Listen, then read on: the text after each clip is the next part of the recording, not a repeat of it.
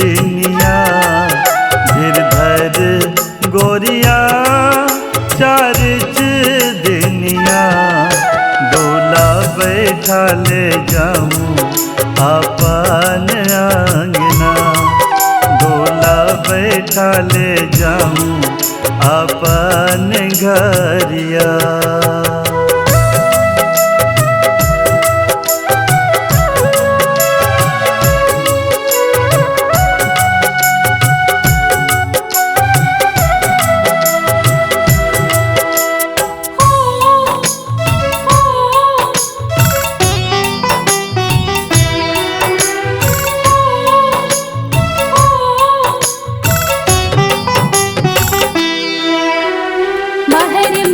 महकी फूल बगिया मन लाओ होल साही। कुह कुह कुह की कारी कोयलिया जिवला मोर जराई। महर महर महकी फूल बगिया मन लाओ होल साही। कुह कुह कुह की कारी कोयलिया जिवला मोर जलाई।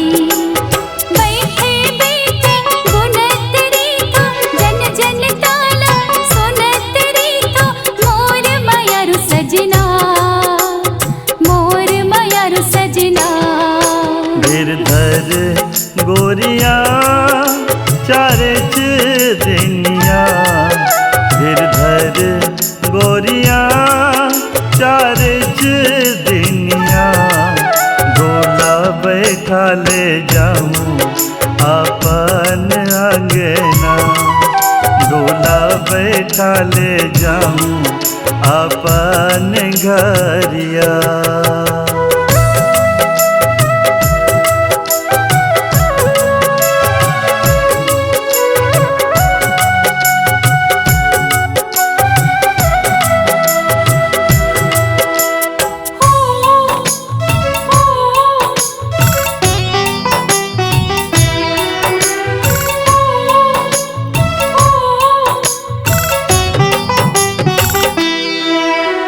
बाजा गाजा बरतिया धर के डोला लेके आऊं।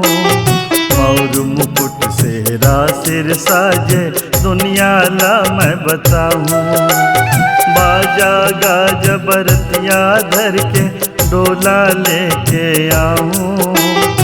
और मुकुट सेरा सिर साजे दुनिया ला मैं बताऊं। सुनता सुमत करके ले जाऊं, फौज फटाका फोरत आऊं। मोर मयारू मैना, मोर मयारू मैना।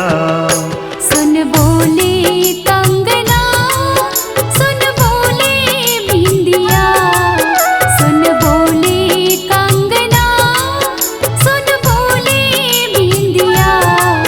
तोर सुरता मारे राजा नहीं आवे नींदिया।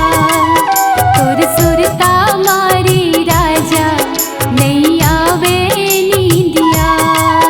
डोला बैठा ले जाऊं अपन अंगना।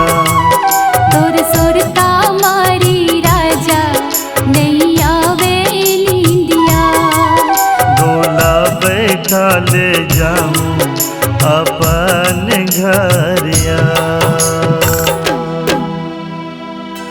मल्टी ट्रैक डिजिटल रिकॉर्डिंग के लिए स्वर पाटन स्टूडियो, कुर्मी भवन के पास, खर्रा, पाटन दुर्ग, छत्तीसगढ़। Mobile number 6261339301।